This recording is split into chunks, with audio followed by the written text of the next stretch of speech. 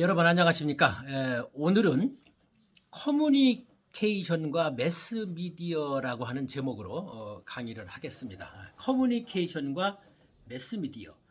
그럼 커뮤니케이션이 뭐냐, 매스미디어가 뭐냐, 이 두 가지가 오늘 얘기하려고 하는 주제가 되겠죠. 그럼 먼저 커뮤니케이션이 뭐냐? 커뮤니케이션이 뭐냐? 그 인간은 사회적 동물이라고 얘기를 했죠. 사회적 동물. 사회적 동물이라고 하는 것은 먼저 얘기한 대로 사회적 동물이라고 하는 것은 혼자 살지 아니하고 여러 사람이 더불어서 같이 산다는 거예요. 여러 사람이 같이 살려고 하려고 그러면은 서로 협의해 가면서 살아야 되니까 의사소통이 필요하다는 것이죠.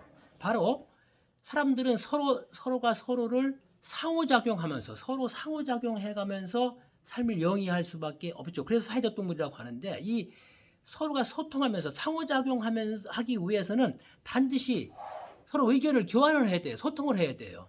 이 소통하는, 의사소통을 하는 것을 우리는 커뮤니케이션이라고 합니다. 그럼 커뮤니케이션이 어떻게 이루어지는가? 커뮤니케이션이라고 하는 것은 우리 인간들이 가지고 있는 어떤 정보를 상대방에게 줘야 되는데, 정보라고 하는 것은 우리 머릿속에서 가지고 무슨 번개처럼 번쩍번쩍하는 이런 그런 것들을 줄 수가 없는 겁니다. 내가 너를 사랑한다고 그러면 그런 사랑한다고 하는 정보, 그런 마음, 의견 이런 것들을 어떻게 전해줍니까? 그것을 반드시 그 정보에는 그 정보를 전달해 줄 수 있는 어떤 부호가 필요해요. 우리는 그걸 부호 또는 신호라고 얘기합니다. 그러니까 내가 너를 사랑한다라고 하는 것을 상대방에게 알려주려고 한다고 그러면은 지금 저처럼 야, 나 너를 사랑해 라고 말로 하든지, 아니면 눈빛으로 하는 신호를 보내든지, 아니면은 아주 춤을 잘 춘다고 그러면은 몸짓으로 춤으로 표현을 해가지고 춤이라고 하는 신호를 통해서 내가 너를 사랑한다라고 하는 이런 정보를 전달해 줘야 되겠죠. 또 음악을 잘한다고 그러면은 그걸 악보를 만들어 가지고 소리를 만들어서 음악으로 전달한다든가, 이렇게 언어로 한다든가, 눈빛으로 한다든가, 몸짓으로 한다든가, 음악으로 한다든가, 이런 여러 가지를 그 정보에다 붙이는 것들을 우리는 신호 또는 부호 이렇게 합니다. 그러니까 정보 플러스 부호라고 하면은 그것이 상대방에게 전달될 수 있는 어떤 하나의 전달할 수 있는 어떤 그 고정체가 되는 거예요. 그 고정체를 우리는 전달할 수 있는 정보와 부호가 만난 그 상태를 우리는 메시지 또는 콘텐츠 이렇게 얘기를 합니다. 그러니까 우리가 그 사회적 삶을 영위하기 위해 살아가는 필수적인 행위가 커뮤니케이션인데, 그 커뮤니케이션이라고 하는 것은 우리가 가지고 있는 머릿속에서 만들어낸 정보를 거기에 적당한 신호와 부호를 붙여서 메시지를 만들어서 상대방에게 전달하는 것, 그거를 우리는 커뮤니케이션이다 이렇게 얘기를 합니다. 그럼 우리가 정보를 어떻게 만들어내느냐? 우리 정보라고 하는 것은 우리 인간의 마음속으로서 만들어낼 수 있습니다. 그러니까 우리 인간의 마음은 보통 크게 세 가지로 이루어진다고 그래요. 하나는 어떤 지능, 그 다음에 의식, 그리고 지향성, 이렇게 세 가지로 이루어지는데, 지능이라고 하는 것은 우리 컴퓨터처럼 우리가 일상적으로 매일 배우고 느끼고 이런 것들을 저장해서 새로운 아웃풋으로 뽑아낼 수 있는 그런 능력, 지능 지수가 높다, IQ가 좋다 할 때 그런 지능을 얘기하는 겁니다. 그 다음에 의식이에요, 의식. 오감이라든가 이런 것들이 차고, 따뜻하고, 맵고, 시고, 우리의 그 오감, 이런 오감이 모두 그런 의식에 해당이 되는 것이죠. 근데 이런 지능이라든가 이런 그 의식 같은 것들은 다른 동물에게도 있다는 얘기죠. 또 의식 같은 거, 이런 어떤 그 오감 같은 거, 촉감 같은 거라든가 무슨 후각이라든가 이런 것들은 오히려 동물들이 인간보다도 더 아주 고품격인 그런 의식을 갖고 있는 동물들이 상당히 많죠. 지능도 그 다른 동물들은 살아가기 위해서 그 필수적인 지능을 유전적으로 갖고 있습니다. 그 다른 동물들이 살아가기 위해서는 그런 필수적인 지능은 반드시 필요한 것이죠. 따라서 그 지능과 의식은 일반적인 동물도 있습니다만은, 인간이 가지고 있는 이런 인간의 마음속에 가지고 있는 가장 큰 특징은 이 지능과 의식과 별도로 지향성이라고 하는 것이 있습니다. 지향성이라고 하는 것은 다른 동물들은 살아가기 위해서 꼭 필요한 본능 그 하나만을 계속해서 유전적으로 전수받아서 사용을 합니다만은 우리 인간은 그런 어떤 한 번 알았던 것들을 그걸로 끝나는 것이 아니라 다른 아는 것들 또는 다른 사례들을 그거를 응용을 해서 다른 사례에 적용할 수 있는 그러한 능력을 가지고 있다는 것이죠. 다른 동물들 벌들의 어떤 날갯짓이라든가 고래들이 음파를 발사를 한다든가 깨구리가 곤충을 잡는다든가 이런 것들은 그런 본능적으로 살아가기 위해서 본능적으로 타고난 그런 능력이다. 그런 것이라 한다고 그러면은 인간은 지향성이라는 것을 활용을 해가지고 그런 본능적으로 가진 것 플러스 새로운 경험들을 응용을 하고 활용을 해서 보다 나은 가치를 생산할 수 있는 능력을 우리는 지향성이다. 바로 이 지향성이 우리가 정보를 생산하는 인간의 다른 동물들은 생산하지 못하는 아주 가치 있는 정보를 생산하는 그런 기저의 어떤 바탕이다 이렇게 얘기를 할 수가 있겠죠. 그러면 이런 정보를 생산하면은 아까 얘기한 대로 정보에 어떤 부호를 붙여 주어야지만이 그것이 메시지가 되고 커뮤니케이션 할 수 있는 수단이 된다는 것이죠. 부호는 아까 얘기한 대로 많은 그런 부호가 있죠. 몸짓, 눈빛, 여러 가지가 있을 수 있겠지만 가장 강력하고 우리 인간을 인간답게 만드는 그런 부호는 한 상징적인 것인 언어입니다. 언어. 바로 그러니까 이 부호라고 하는 것은 딱 두 가지로 나올 수가 있는 거예요. 언어적인 요소와 비언어적인 요소. 언어는 우리가 말하는 이런 사람들 모든 세상에 있는 인간들이 사용하는 이런 상징적인 언어가 그 언어죠, 언어. 그리고 이 언어가 아닌 눈빛이라든가 몸짓이라든가 표정 같은 거라든가 이런 것들은 전부 비언어적인 부호라고 얘기를 할 수가 있겠죠.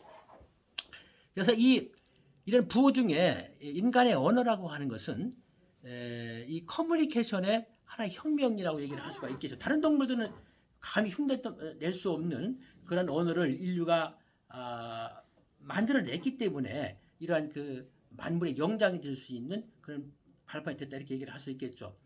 보통 인류 역사는 100만 년 또는 200년 년 이렇게 얘기를 하긴 합니다만은 이 언어가 생기기 시작한 것은 불과 한 4만 년 전 정도로 좀 추정을 하고 있는 거예요. 하여튼 이 언어를 인간이 발명했다는 것은 커뮤니케이션을 할 수 있는 아주 훌륭한 도구를 만들어내는 것이고 오늘날의 다른 동물과 달리 비약적인 이런 인간 문명을 만들어내는 것은 언어를 만들어냈기 때문이다.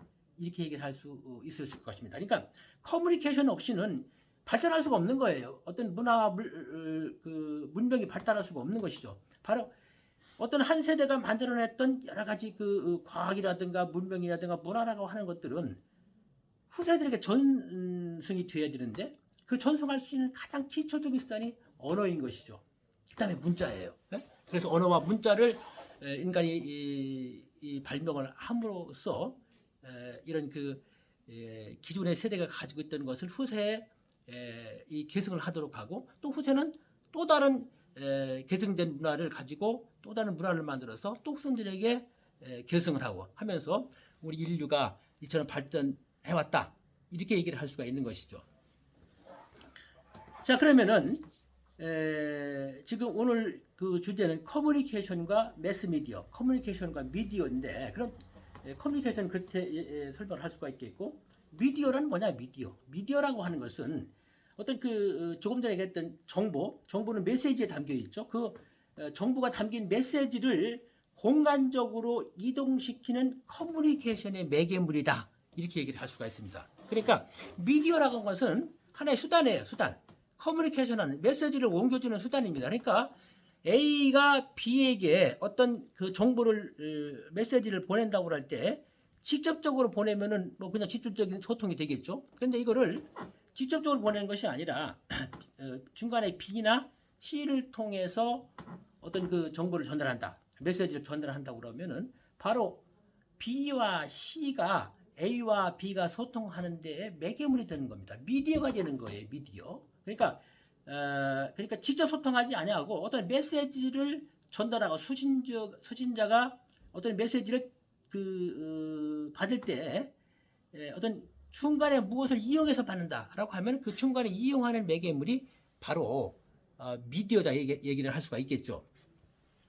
그러니까 지금 제가 여러분들과 강의를 하는데 지금 요 수단 다른 뭐 유튜브를 이용한다든가 이클래스를 이용한다 그러면 그것이 유튜브나 이클래스가 미디어가 되는 것이죠.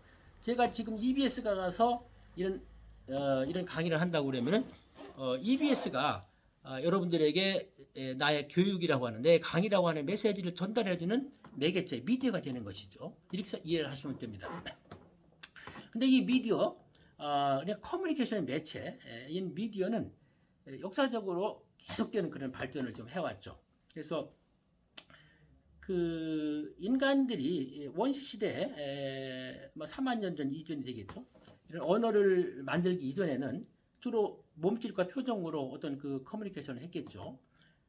그러다가 이제는 언어가 만들어지면서 언어로 이런 커뮤니케이션을 하고 그런 것들이 전부 역사적으로 어떤 그 문화의 발전의 기초가 되겠고, 그 다음에 이제 그 언어와 어떤 글씨, 문자를 만들어내면서 발전의 그런 그 큰 동력에 축이 됐는데, 이 종이가 만들어지기 전까지는 뭐 가죽이라든가 어떤 벽이라든가 동굴의 벽화를 빈다든가 뭐 이런 방법으로 해서 정보를 전달하는, 그걸 미디어로 삼아서 정보를 전달하는 방법으로 했겠죠. 그러나 이제 산업사회는 보통 뭐 1760년부터 1840년 이 정도를 제1차 산업혁명의 시기라고 합니다만은, 이 산업혁명이 되면서도 비약적인 그런 발전이 이루어지게 됐죠. 특히 그 인쇄매체가 등장을 하게 되면서부터 가속적인 그런 커뮤니케이션 기술의 발달이 가져오게 됩니다. 그 이후로 1920년대에 라디오가 발명이 되고 1950년대를 전후해서 텔레비전, 그다음에 1995년을 전후해서 이제 인터넷과 디지털이라고 하는 뉴미디어 시대로 비약적인 발전을 하면서 이러한 커뮤니케이션 정보 전달 기술이라는 것이 비약적인 발전을 해온 것이죠. 인류 역사를 한 100만 년으로 본다고 그러면 이 100만 년을 24시의 한 시간을 24시간으로 보고 100만 년을 24시간이라고 본다고 그러면은 불과 이렇게 미디어가 급속적으로 발전해 올 수 있는 것들은 불과 24시 중에서 최근에, 그러니까 23시 이후로부터 금속 활자가 발명이 되고 23시 59분 56초 정도가 텔레비전이 나온 그런 시기라고 지금 학자들은 얘기를 하고 있습니다. 그러니까 이 인간 커뮤니케이션이 이루어지고 있는 역사를 100만 년이라고 한다고 그러면은 오늘날과 같은 뭐 라디오, 텔레비가 나오고 인터넷이 나오고 하는 시기는 거의 24시에서 23시 뭐 한 50분 이후로 나온다고 이렇게 볼 수 있으니까, 하여튼 그 최근 한 100년 사이에 엄청난 피약적인 그런 커뮤니케이션 혁명이 일어났다, 이렇게 얘기를 할 수가 있겠죠. 자, 그러면 커뮤니케이션이 일어나는 구조를 한번 좀 살펴보도록 하겠습니다. 커뮤니케이션이 어떻게 이루어지느냐? 커뮤니케이션은 A와 B가 소통을 한다고 그러면은 A가 가지고 있는 정보를 메시지로 만들어서 B에게 보내는 것이죠. 그리고 그 B에게 보내는데 뭐를 사용해요? 미디어를 사용한다는 거예요. 보통 이거를 학자들은 SMCR이라고 하는 이론을 말합니다. S는 샌더, 메시지를 만들어서 보내주는 커뮤니케이터, 메시지를 발송시키는 샌더부터 M은 메시지의 약자입니다. SM, 메시지가. 이 커뮤니케이터가 정보를 메시지로 만들어서 SMC, 채널을 통해서 SMCR, 리시버에게 보낸다. SMCR 이론이라고 그래요. 보통 줄여서 SMR. 그러니까 샌더, 메시지, 리시버. 이렇게 해서 샌더, SM, 메시지, 채널, 그다음에 리시버, 그다음에 이는 이펙트죠. 그러면은 어떤 그 정보 전달의 효과가 나타나는 뭐 이런 이론을 좀 말하고 있는 것이죠. 그래서 하여튼 그 샌더가 어떤 그 정보를 전달할 때는 메시지로 만들어서 수신자, 리시버에게 보낸다. 간단하게 한다면 SMR 이렇게 표시를 할 수가 있는 거예요. 그러니까 커뮤니케이터가 정보를 전달하려고 하는 사람, 그리고 그것을 메시지로 만들어서 그리고 리시버에게 보낸다. 간단하게 한다면 이렇게 얘기를 할 수가 있는 것이죠. 그래서 이렇게 커뮤니케이션이라고 하는 것은 그 어떤 정보를 전달해 주는 사람 그리고 받는 사람 그 두 사람 간의 어떤 메시지를 서로 교환하는 과정을 우리는 커뮤니케이션이다. 커뮤니케이션 구조다 이렇게 얘기를 할 수 있겠죠. 근데 정보를 전달하는 사람이 그 정보를 전달한 그대로를 이 수신하는 사람이 받아주느냐? 그거는 그렇지 않죠. 그러니까 정보를 전달하는 사람은 뭐 이렇게 얘기를 하려고 그러는데 그걸 받아들이는 사람은 오해를 할 수 있는 소지가 상당히 많습니다. 근데 정확하게 이해를 한다고 하는 것은 어떤 그 두 사람 간의 어떤 이 대화 커뮤니케이션의 어떤 그 동일한 어떤 상징 규칙 언어를라는 상징을 사용한다고 그러면 그 언어를 둘이 다 알아들을 수 있는 언어를 사용해 줘야 될 것이고 뭐 눈치 됐든 몸집이 됐든 표정이 됐든 또 서로가 서로를 이해할 수 있는 그런 상징을 이용한다고 그러면 그런 것들이 서로의 어떤 주관적 경험만 일치해 준다고 그러면 정확하게 전달이 될 수가 있겠죠.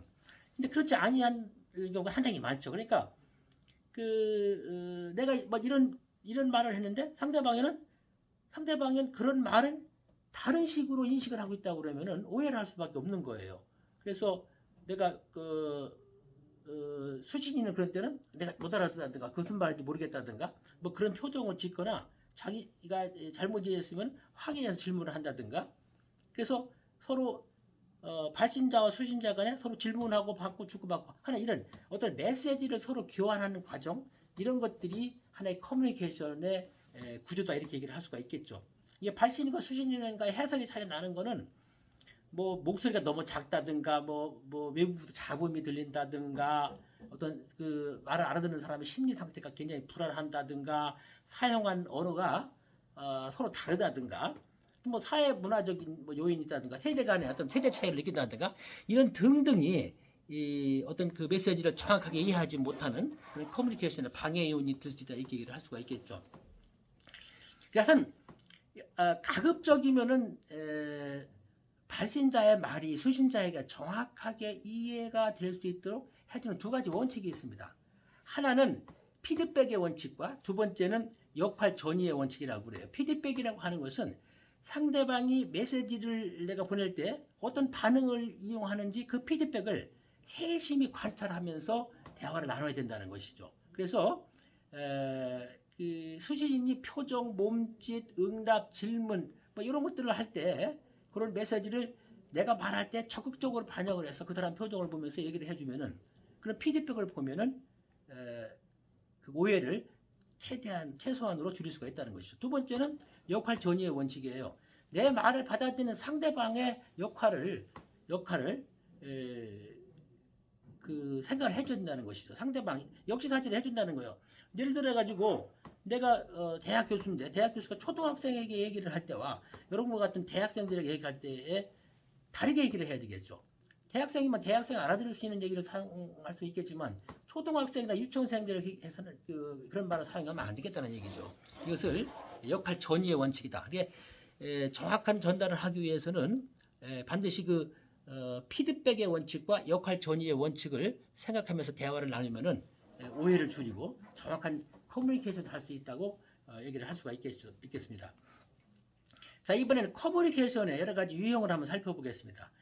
커뮤니케이션의 유형도 여러 가지 뭐 분류하는 방법에 따라 다릅니다만 우선 유형적으로 본다고 그러면은 미디어를 사용하느냐 그냥 사용하지 않느냐. 그래서 미디어를 사용 안 하면은 어떻게 해요? 상대방과 면대면으로 얼굴을 맞대고 하는 면대면 커뮤니케이션. 미디어를 사용하면은 매스 커뮤니케이션. 뭐 이렇게 구분을 할 수가 있겠고 또 사람이 대화를 할 때 그 상황을 따라서 이게 인간의 나 혼자 나와 어떤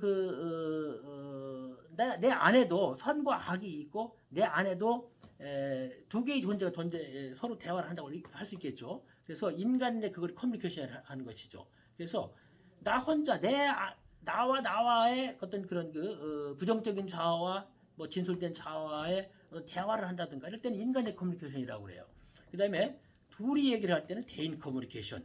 어느 집단, 가족이라든가 이런 집단에서 할 때는 집단 커뮤니케이션. 어떤 회사라든가 뭐 학교라든가 이런 그런 조직에서 이루어지는 것은 조직 커뮤니케이션. 그 다음에 이런 뭐 매스 미디어를 이용할 때는 매스 커뮤니케이션. 이런 식으로도 구분을 합니다. 또 언어를 사용하면 언어적 커뮤니케이션이고 언어를 사용하지 아니하고 몸짓 표정으로 대화를 나눈다고 그러면 그것은 비언어적 커뮤니케이션이다. 또 이렇게 얘기를 하기도 합니다.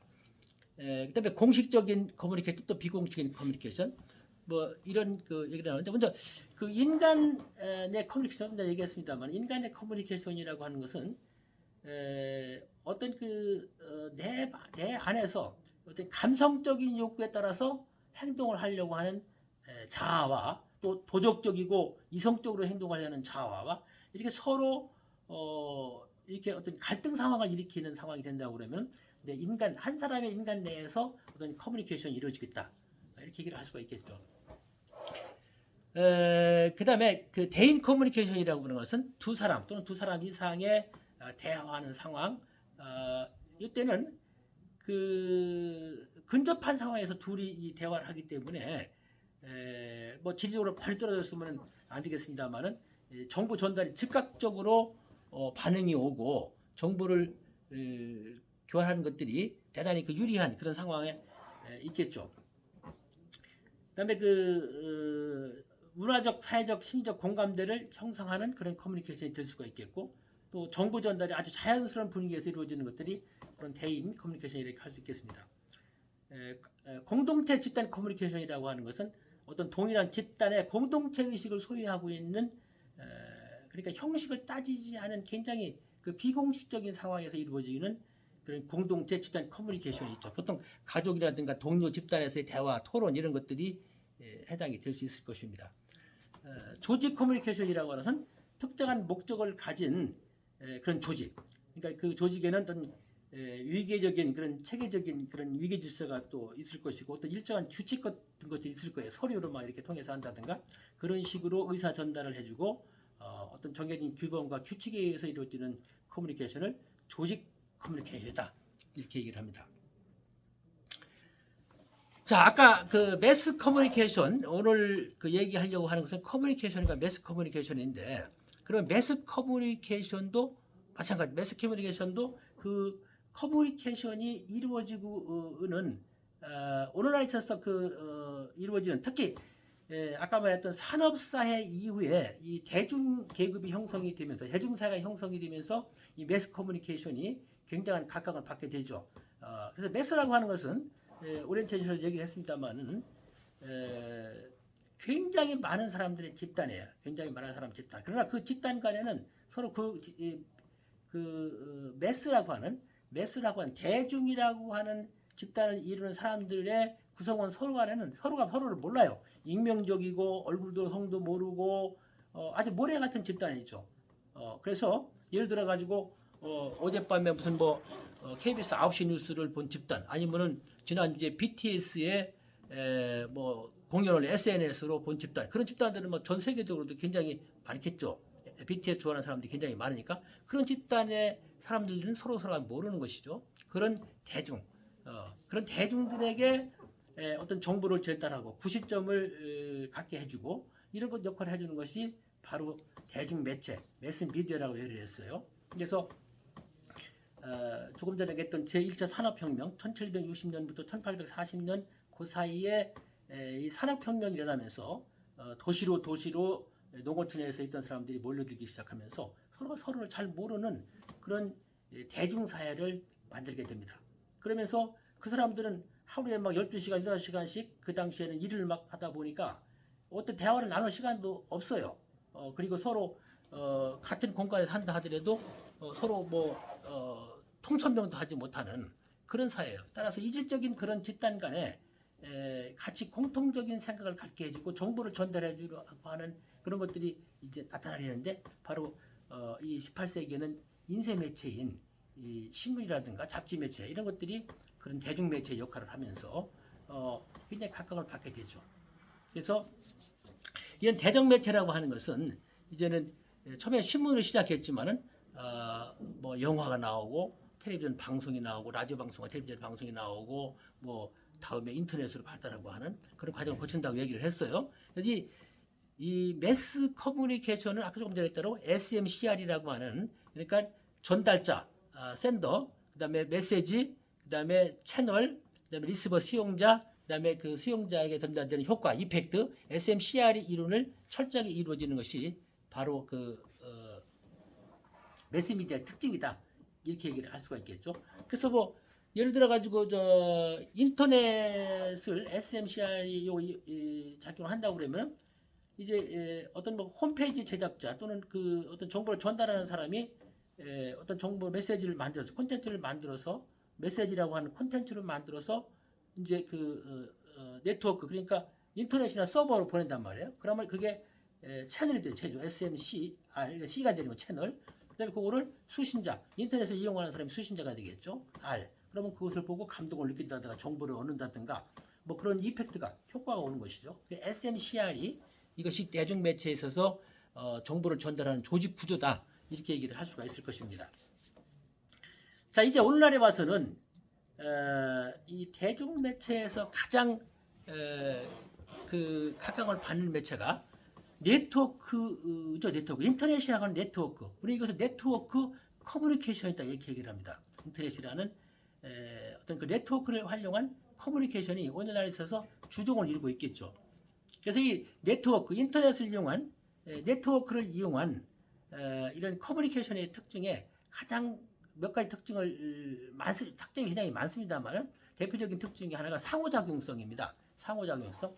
옛날 조금 전에 얘기했던 매스미디어 일방적으로 방송이라든가 신문 이런 것들은 정보를 전달하는 사람들이 메시지를 일방적으로 만들어서 보내버리면은 그걸 수많은 사람들이 그것을 수용하는 것이죠. 이 메시지를 전달하는 뭐 신문사나 방송사나 여기와 그걸 받아보는 독자라든가 이 청취자 어떤 그 시청자는 서로 간에 큰 관계가 없어요. 일방적으로 원사이드로 그냥 정보를 전달해주면은 그걸 수동적으로 받아보는 그런 형태가 바로 매스미디어의 특징이라고 얘기를 할 수가 있겠죠. 신문이나 라디오, 방송, 뭐 텔레비전 이런 것들은. 그러나 네트워크 통신, 인터넷에서 이루어지는 일들은 서로가 정보를 주고받고 교환해주는 쌍방향성, 상호작용이 이루어지는 그런 공간이 바로 그 네트워크 커뮤니케이션의 가장 큰 특징이라고 할 수가 있겠죠.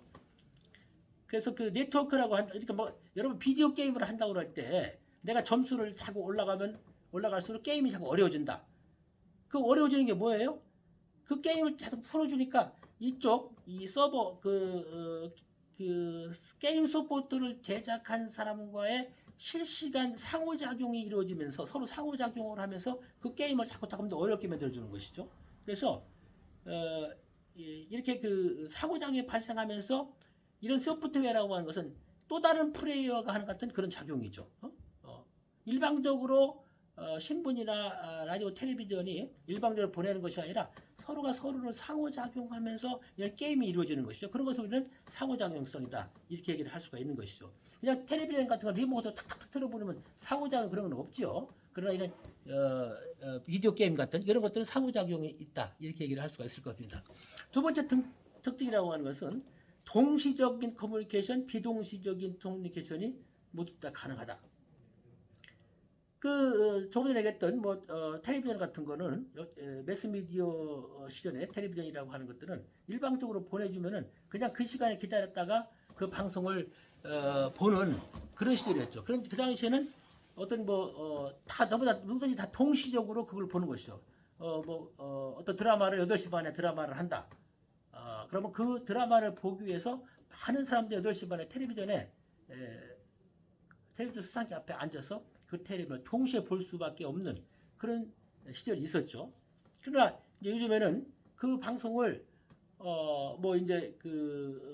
PVR 녹화를 미리 해놓는다든가 아니면은 이제는 스마트폰으로 내가 원하는 시간 언제 어디서나 내가 원하는 프로그램을 볼 수 있는 그런 시대가 됐죠. 그러니까 지금은 비동시적으로 이런 커뮤니케이션을 할 수가 있는 것이다. 그래서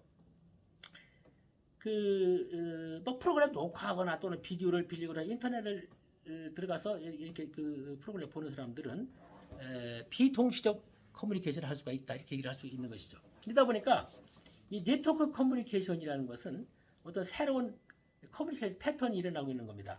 그러니까 옛날처럼 꼭 신문이 조간 신문이 오고 석간 신문이 와서 신문을 보고 이렇게 그 기사를 보고 정보를 습득하는 것이 아니라 이제 오늘날에 와서는 언제든지 인터넷으로 신문을 보고 그 인터넷을 가지고 동시에 친구들하고 뭐 채팅도 하고 이메일도 보내고 뭐 온라인에 들어가가지고 토론 그룹에 들어가가지고 뭐 서로 논쟁도 하고 하는 그런 시대가 됐다는 것이죠. 이렇게 네트워크 커뮤니케이션만 가지고 올 수 있는 그런 커뮤니케이션 패턴이 새롭게 나타나게 됐다.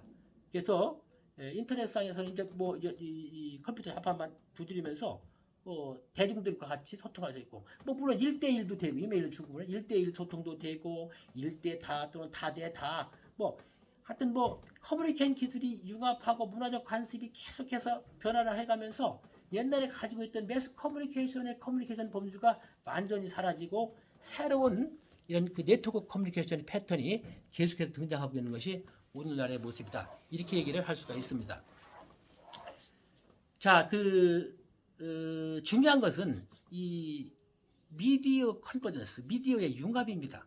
미디어의 융합. 그래서 이 미디어 융합이라고 하는 것은 컴퓨터의 그 핵심적인 변화와 디지털 기술의 어떤 발명, 이런 것들이, 디지털 기술의 발달이 이 두 가지가 이런 미디어들이 서로 융합할 수 있는 컨버전스로 이루어지고 수 있는 핵심적인 그런 키포인트 얘기를 할 수가 있습니다.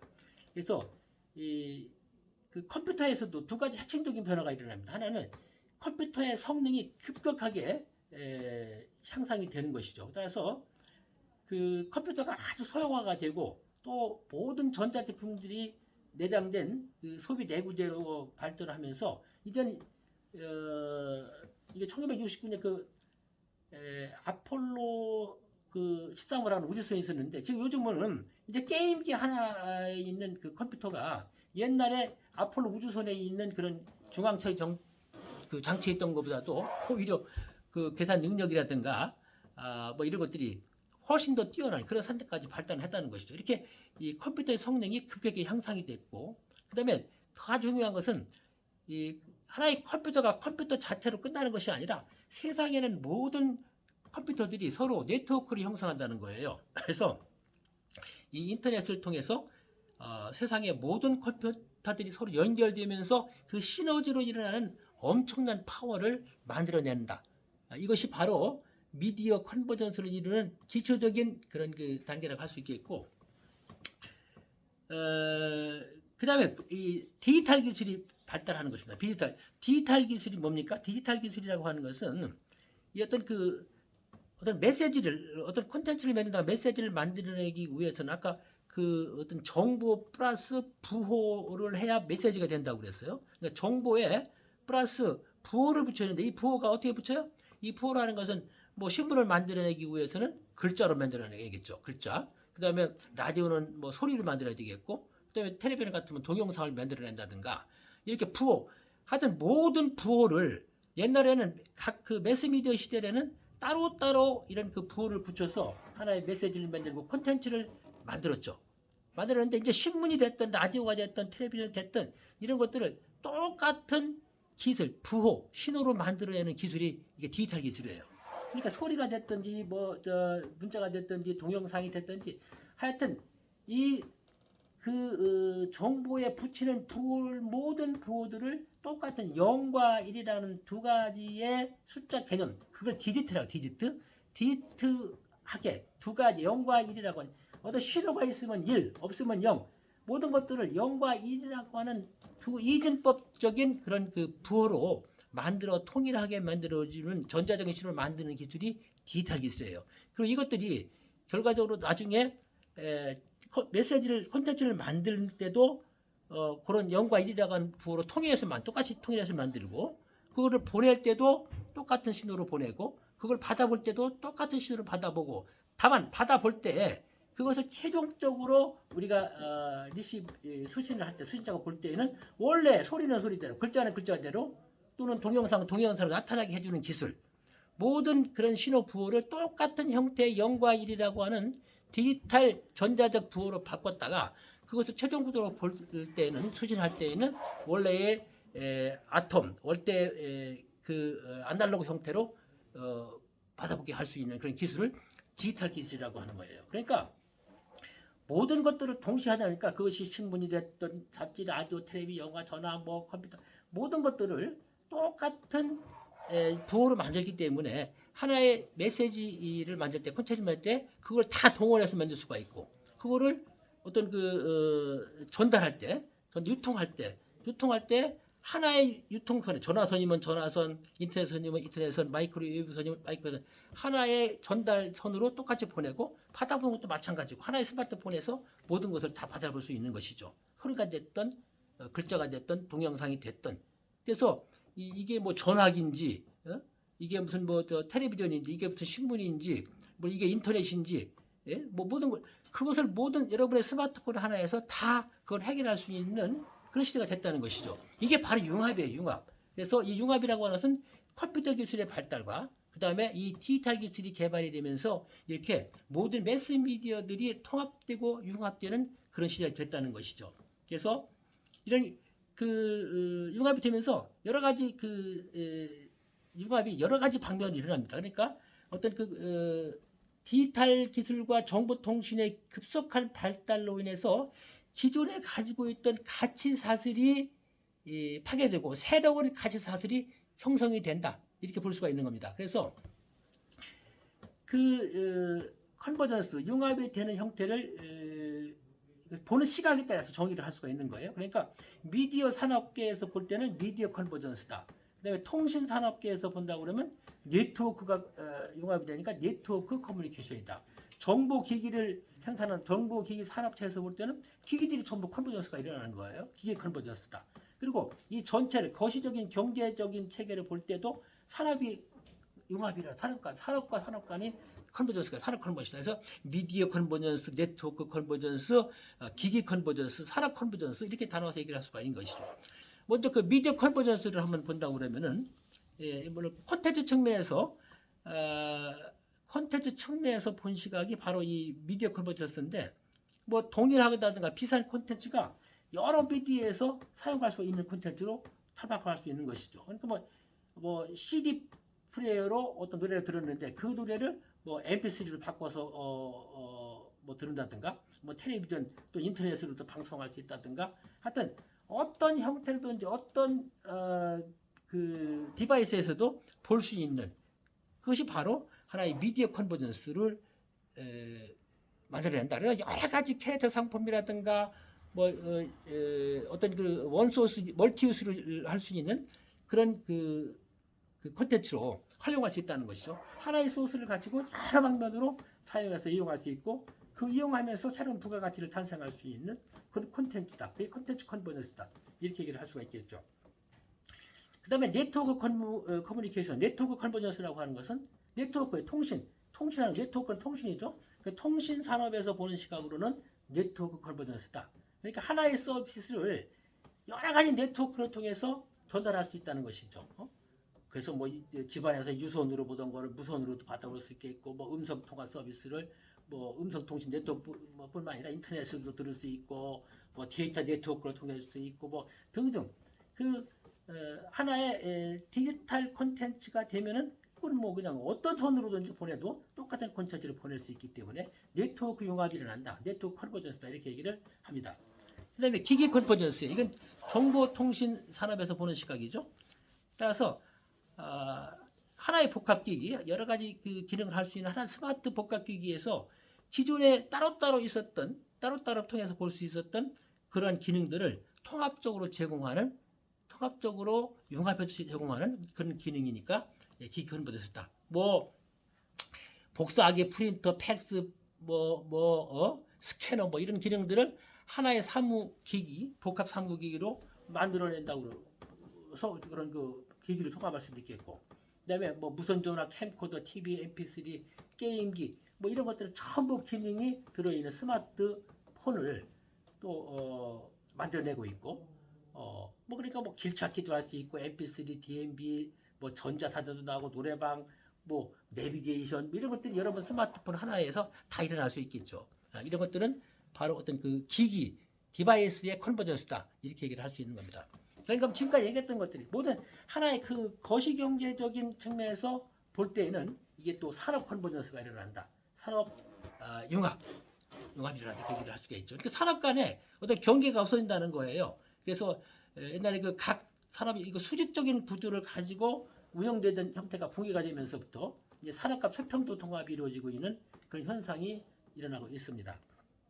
그러다 보니까 방송산업 따로 있고 통신산업 따로 있었던 것이 방송산업과 통신산업의 어떤 전통적이고 수직적인 그런 가치관, 가치 사슬이 이제 붕괴가 되면서부터 방송과 통신, 그리고 콘텐츠 미디어 융합과 방송 네트워크, 통신 네트워크가 뭐 이런 것들이 전부 하나로 융합되는 그런 현상이 일어나니까 방송산업, 뭐 통신산업 따르는 게 아니라 동시에 다 함께 일어나는 산업 컨버전스가 이루어지고 있다. 이렇게 얘기를 할 것 같습니다. 요즘은 먼저 IPTV라든가 DMB 등 그런 방송 단말과 통신 단말이 합쳐져 버려가지고 이제 기기 융합도 이루어지는 그런 수평적 통합도 이루어져 왔고 또 이제 통신이 금융과 이제 융합이 되는 거죠. 그래서 모바일로 뱅킹할 수 있는 거예요. 여러분 모바일 스마트폰 갖고 다 뱅킹할 수 있겠죠. 그러니까 자동차 산업과 융합이 되면서 뭐 텔레매틱스가 일어나다든가. 그러니까 여러분 자동차 안에서 이제 뭐 뱅킹도 할 수 있고 텔레비전도 볼 수 있고 다 할 수 있죠.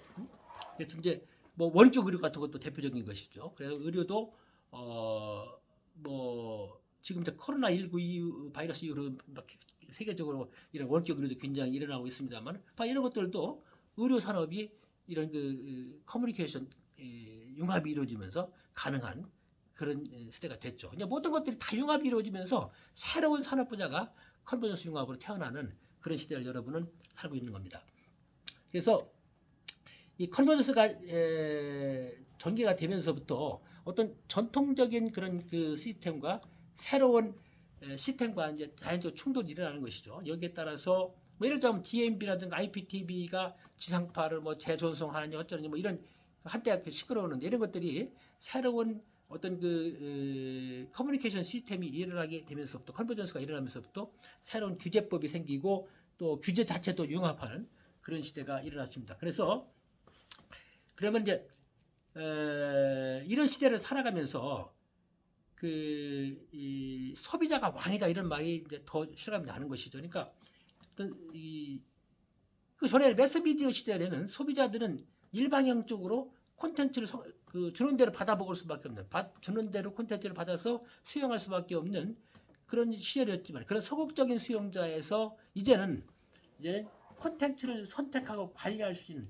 쌍방향적인 그런 상호작용이 이루어지고 있는 이런 컨버전스 시대에서는 적극적으로 어떤 콘텐츠를 자기가 찾아서 자기가 원하는 콘텐츠를 원하는 시간, 원하는 장소에서 볼 수 있는 그런 시대가 됐기 때문에 이제는 이런 진정한 커뮤니케이션의 왕은 누구냐? 그건 이제 소비자가 됐다는 것이죠. 그래서 이렇게 복잡하고 다양해진 그런 개개인의 소비자들의 욕구를 맞출 수 있는 그러한 콘텐츠만이 살아날 수 있고 그러한 커뮤니케이션에 종사하는 산업에 종사하는 그런 주체들은 이런 소비자들의 입맛 까다로운 이런 욕구들을 맞춰야만이 살아남을 수 있는 그런 시대가 된 것이죠. 굉장히 경쟁이 치열해질 수밖에 없는 그런 콘텐츠 산업 시대가 됐다고 얘기를 할 수가 있겠습니다. 그래서 이렇게 소비자 중심의 개개인의 소비자 욕구를 파악하고 개개인의 소비자 중심에 맞춰 나가는 개인화된 서비스 개발에 맞춰 나가는 어떤 매스 커뮤니케이션 산업의 어떤 맞출 수 있는 산업의 주체만이 살아남을 수 있는 아주 그냥 극도의 경쟁 세대가 됐다. 이렇게 얘기를 할 수가 있는 것입니다. 그래서 이런 네트워크 시대에 있어서 소비자들은 무료가 굉장히 많습니다. 그래서 기본적으로 인터넷에서 보는 것들은 다 무료로 봐야 된다라고 하는 것이 소비자들이 인식이 있어요. 그럼에도 불구하고 이게 진짜로 내가 원하는 콘텐츠다. 내가 지금까지 꼭 이것을 보고 싶었던 콘텐츠라고 한다고 그러면은 무료가 아니라 기꺼이 지갑을 열어서 그 콘텐츠를 받아들이려고 하는 그런 시대가 또 이 시대이기도 합니다. 따라서 끊임없이 소비자가 좋아하는 콘텐츠를 찾아서 만들어서 그 가치를 창출할 수 있는 그런 방향으로 이제는 융합이 일어날 수밖에 없다. 그렇게 일어나는 이 커뮤니케이션에 종사하는 종사자들이 살아남을 수 있는 그런 주제에 살아남을 수 있는 방법은 바로 이렇게 입맛이 까다로워지는 진정한 소비자가 왕이라고 하는 그런 이 소비자들의 각계의 취향을 맞추는 옛날처럼 매스미디어 시대처럼 그냥 일방적으로 보내고 똑같은 정보를 똑같은 이 시간에 받아볼 수밖에 없는 그런 매스미디어 시대가 아니라 이제는 각자의 소비자들이 자신의 욕구를 각자 요구하는 이런 매스미디어와는 다른 이제 이 각각의 요구를 다 수용할 수 있는 그런 체제로 가치를 창출할 수 있는 매스미디어의 융합 시대로 바뀌고 있다. 이렇게 얘기를 할 수가 있을 것입니다. 그래서 오늘은 커뮤니케이션이 뭐다. 그리고 그 커뮤니케이션이 점점 매스미디어로 바뀌고 그 매스미디어가 오늘날에 와서는 새로운 네트워크 통신 세계로 발달을 하면서 뉴미디어 시대에서는 이제는 어떠한 모습으로 발전의 양상이 바뀌고 있는지에 관한 전반적인 모습을 흐름을 한번 살펴봤습니다. 예, 오늘 강의를 경청해 주셔서 대단히 고맙습니다.